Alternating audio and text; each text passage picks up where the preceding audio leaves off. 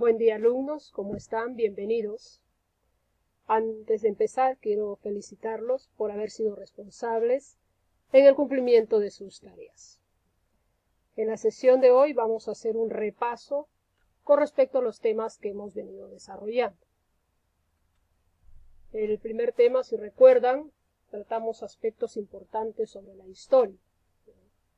La historia, que viene de su etimología, que deriva del vocablo griego historien, que significa curiosear o investigar. ¿Cómo se define la historia? Se definía como la ciencia, ¿no?, que investiga los hechos humanos del pasado, estableciendo un orden cronológico de tales sucesos. ¿Por qué era ciencia? Bueno, ya porque describe, porque explica y nos hace comprender los acontecimientos del pasado, desde que el hombre ha dejado huellas, desde su existencia hasta nuestros días. Por eso es que la historia se caracteriza por ser ciencia. ¿Por qué dijimos que era ciencia? Porque busca el descubrimiento de la verdad. También es social porque estudia hechos que el hombre ha realizado dentro de la sociedad. Es selectiva, dijimos, porque toma los hechos más importantes. Es prospectiva porque los hechos que analiza los proyecta hacia el futuro. Es irreversible.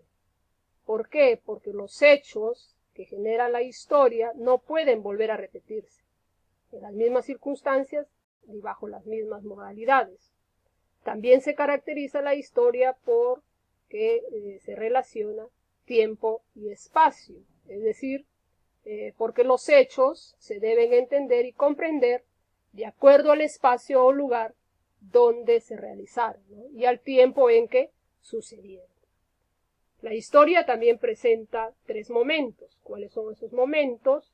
Pasado, presente y futuro. Es decir, la historia conoce el pasado para analizar el presente y proyectarse hacia el futuro, ¿no? Esta es la definición más común que se da sobre historia: conocer el pasado para comprender o analizar el presente y proyectarse hacia el futuro. Ahora, ¿la historia en qué se basa? Se basa en fuentes. Dijimos que se considera fuentes. Dijimos que podríamos definir fuentes a todos aquellos objetos o hechos que informan, objetos o hechos que dan testimonio de alguna acción histórica, ¿no? Y se clasifican. Ahora, en cuanto a las fuentes, hay muchas maneras de clasificar a las fuentes, pero en este caso nosotros las hemos clasificado en fuentes materiales, ¿no?, también conocidas como fuentes monumentales. Y son, por ejemplo, tenemos de fuentes materiales un ejemplo, las pirámides de Egipto, un ejemplo, el Coliseo Romano, en el caso de nuestro país, la ciudadela de Chanchá. Las fuentes orales, vimos que se refieren a todas las tradiciones, las narraciones transmitidas oralmente de generación en generación. En cuanto a las fuentes escritas, tienen que ver con lo que se refiere a diarios personales, a memorias, a periódicos, a obras literarias, etc. Y en las costumbres también son conocidas como las fuentes etnográficas. Aquí pues se refiere a que todo lo que los pueblos transmiten de generación en generación. Por ejemplo, la forma en los vestidos, ¿no?, los festejos, las creencias, todo lo que se refiere al folclore, ¿no? Eso con respecto a lo que son las fuentes etnográficas, ¿no?, también llamadas costumbres. Y luego también hemos visto los elementos científicos de la historia. Hemos dicho que los elementos científicos de la historia son el sujeto. ¿Quién es el sujeto? Se refiere pues al hombre, porque el hombre es el protagonista de la historia. El hombre es el que hace la historia. Muchas veces hemos aprendido la historia de nuestra región o de nuestro país o de nuestra ciudad, ¿no?, como si fuera algo ajeno a nosotros, ¿no? Comúnmente se piensa que la historia la hacen los presidentes, las personas o los héroes, pero no es así, ¿no? Sabemos que de alguna manera la historia de nuestros abuelos y nuestra propia historia son las que hacen e hicieron la historia de nuestro país. Entonces quiere decir esto que la historia la hacemos todos. Por eso el sujeto de la historia es el hombre, por ser el protagonista. Y como el objeto de la historia debe ser los hechos históricos del pasado. ¿Cuál es el objetivo de la historia? Ya lo dijimos, conocer el pasado para comprender el presente y proyectarnos hacia el futuro. Asimismo, no olvidarse que es considerado como el padre de la historia el griego Heródoto de Halicarnaso. Después hemos continuado hablando sobre el Tahuantinsuyo. Del Tahuantinsuyo vimos lo que es la parte sobre el origen, ¿no? El origen del Tahuantinsuyo. Y dijimos que hay dos leyendas conocidas que explican el origen de los incas. La leyenda de Manco Cápac y Mamahoyo, que fue recogida por el Inca Garcilaso de la Vega, ¿no?, en su obra o crónica llamada Los Comentarios Reales de los Incas. Según esta leyenda, ¿quiénes son los protagonistas? Manco Cápac y Mamahoyo. La Pacarina o lugar de origen, o sea, de dónde partieron, del lago Titicaca, y a dónde llegaron, a Camama, ¿no?, al Cusco, cerca al cerro Guanacaula.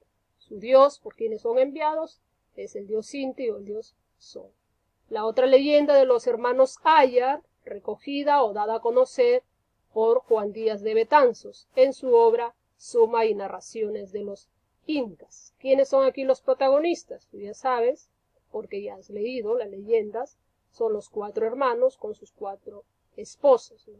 La Pacarina, el lugar de origen, de donde parten, de las cuevas del cerro Tamputoco, de la región de Pacaritama, y llegaron a la región del Cusco, enviados por su dios, llamado el dios Huiracocha. Entonces, según la interpretación de ambas leyendas, ¿no?, dice que son movimientos de tribus provenientes del altiplano a la región del Cusco y que formaron lo que se llama la etnia de los incas.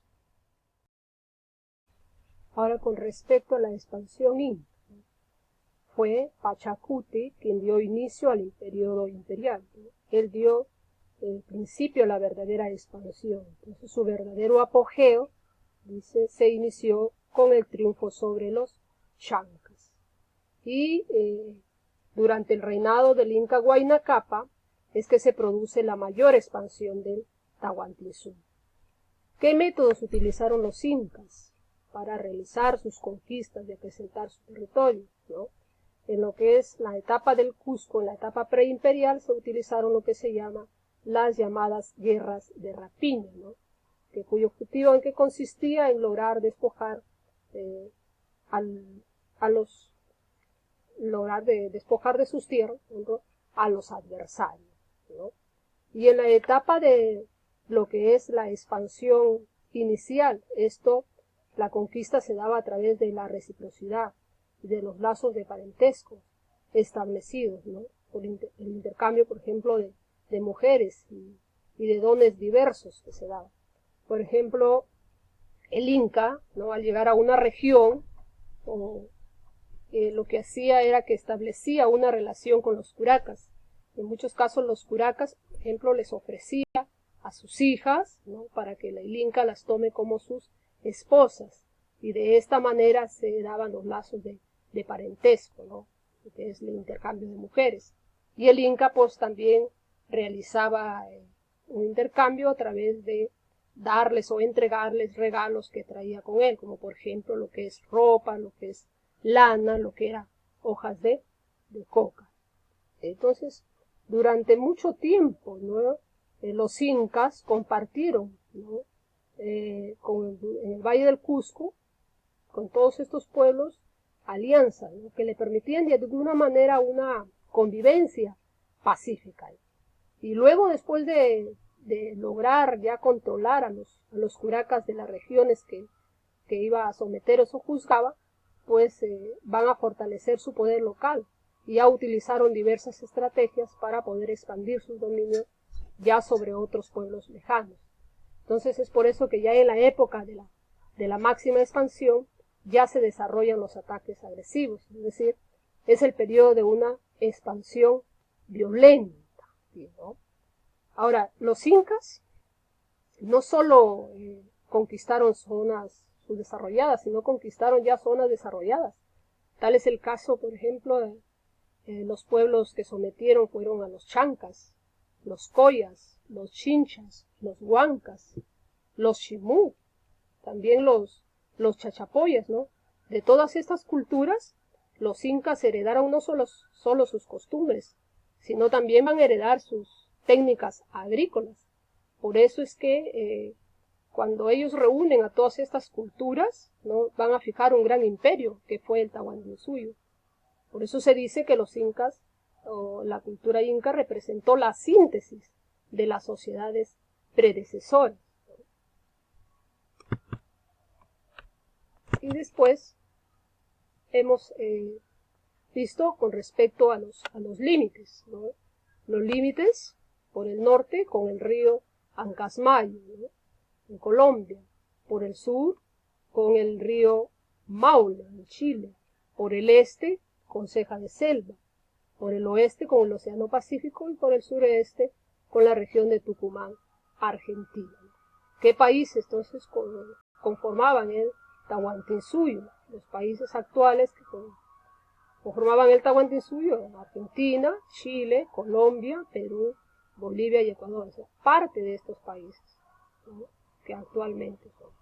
Ocupó, por lo tanto, una extensión territorial, aproximadamente un área entre 2 millones a 4 millones de kilómetros cuadrados, ¿no? Y el territorio del Tahuantinsuyo, dijimos que fue dividido por el Inca Pachacute, ¿no? Para un mejor control, una mejor administración, Pachacute va a dividir el territorio en 4 suyos: el Chinchaysuyo, comprende la costa y sierra norte; el Antisuyo, Ceja de Selva; Contisuyo, la costa central; Collasuyo, todo lo que es la parte de la meseta del Collao. Y también hemos visto luego con respecto a las etapas, ¿no?, que consideraban 2 etapas históricas, las cuales a su vez presentan periodos. En la etapa curacal o legendario, dijimos de que en esta etapa de los comienzos, ¿no?, esta está relacionada con los inicios migratorios, ¿no?, de la etnia inca.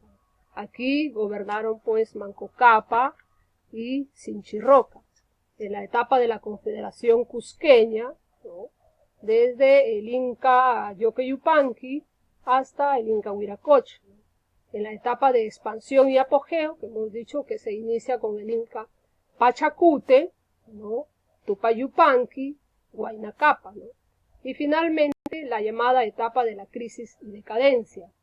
Allí se le llama crisis porque el Tahuantinsuyo se encontraba, pues, como recuerdas, en una guerra civil entre los 2 hermanos, entre Huáscar y Atahualpa. Entonces, en esta etapa de crisis y decadencia, pues, gobernaban los Huáscar, y luego Huáscar es vencido por su hermano Atahualpa hasta que finalmente llegan los españoles y fue conquistado el territorio por los españoles. Por eso se le llama la etapa de crisis y decadencia.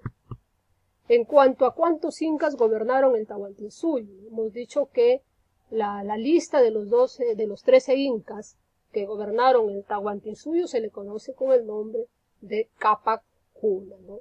Y fueron 13 los incas que gobiernan el imperio en 2 dinastías: la dinastía del Urim Cusco y la dinastía del Anan Cusco. Luego hemos pasado a lo que es la organización política, ¿no?, cómo estaba políticamente quienes gobernaban, los funcionarios que acompañaban al Inca en sus funciones de gobierno. El Inca, que está a la cabeza como la primera autoridad del imperio, ¿no?, su gobierno dijimos que era una monarquía absoluta, ¿no? ¿Por qué? Porque él era el único que tenía el poder, no podían de alguna manera intervenir en sus decisiones, era el único que podía tomar las decisiones, ¿no? Pero una monarquía también teocrática. ¿Por qué? Porque él era considerado como el hijo del Dios Sol. Entonces, él, de Dios, por parte de Dios, él recibía el mando para gobernar. Y como símbolo de poder dijimos que utilizaba la mascaipacha de color roja. Luego el Lauqui. El Lauqui dijimos que es el príncipe heredero, no heredero al trono imperial. Es el hijo del Inca y la Colla. Pero también dijimos que no siempre era el primogénito, sino el que reunía las habilidades de un buen estadista, el que estaba capacitado, ¿no? El que tenía dotes de valentía, de coraje, de astucia. Además, él era preparado. ¿Dónde era preparado? Dijimos, en el Yachaiguasi, ¿no? Allí era que recibía la educación para ejercer las labores del gobierno, ¿no? Y también el Lauki, una vez que era elegido, él cogobernaba con su padre, el Inca. Entonces, por eso había un cogobierno, dijimos, dentro del Tahuantinsuyo. Y el Consejo Imperial. El Consejo Imperial también es conocido o llamado como el Tahuantinsuyo Camachi. ¿De qué se encargaba este organismo? Bueno, de asesorar al Inca en la solución de los múltiples problemas que se podían presentar en el Tahuantinsuyo. Entonces, ¿quiénes integraban? Los funcionarios que conformaban el Consejo Imperial eran los jefes de cada suyo. Recuerda, los jefes de cada suyo son los llamados Suyuyuk, Suyuyuk-ap, ¿no? El Apunchit, ¿no? También llamado el Ocapac-apu, también se le llama al Apunchú el Teocrico, ¿no? Él era el gobernador, era la autoridad, el gobernador de una provincia, ¿no? Él va a ser elegido por el propio Inca, ¿no? Tenía como responsabilidad todo lo relacionado con el aspecto administrativo, ¿no? A fin de que haya bienestar y tranquilidad en las provincias donde él gobernaba. Entonces, el jefe de una provincia es el Apunchi. El Tucurucuy, dijimos que era una especie de visitador, ¿no? Él se encargaba de recorrer las provincias del Tahuantinsuyo, ¿no? Y cuando era necesario para informarse acerca del desempeño de las autoridades, ¿no? Y de las necesidades también que apremiaban a la población, ¿no? Él podía incluso imponer sanciones en caso de detectar alguna irregularidad, ¿ya? Y el curaca, pues, en palabra quechua, ¿qué significa el mayor? Él era el jefe de un suyo, el jefe de una familia. ¿Cuál era la función del curaca? El curaca tenía como función recoger los tributos, ¿no? Recoger los tributos, ¿no? Y entregárselos, pues, a los tucurucuy, ¿no? Quienes debían llevárselos al Cusco. Entonces, el curaca tenía autoridad dentro de su localidad. Él actuaba también como juez, ¿no? Sancionaba también de alguna manera a quien sancionaba, por ejemplo, con azotes o con golpes de puño, ¿no? A quienes cometían graves delitos. Entonces, hasta aquí nosotros hemos llegado con el resumen y esperamos vernos en una próxima oportunidad. Por ahora no hay tareas, solo ha sido un repaso que hemos tenido. Muy buenos días.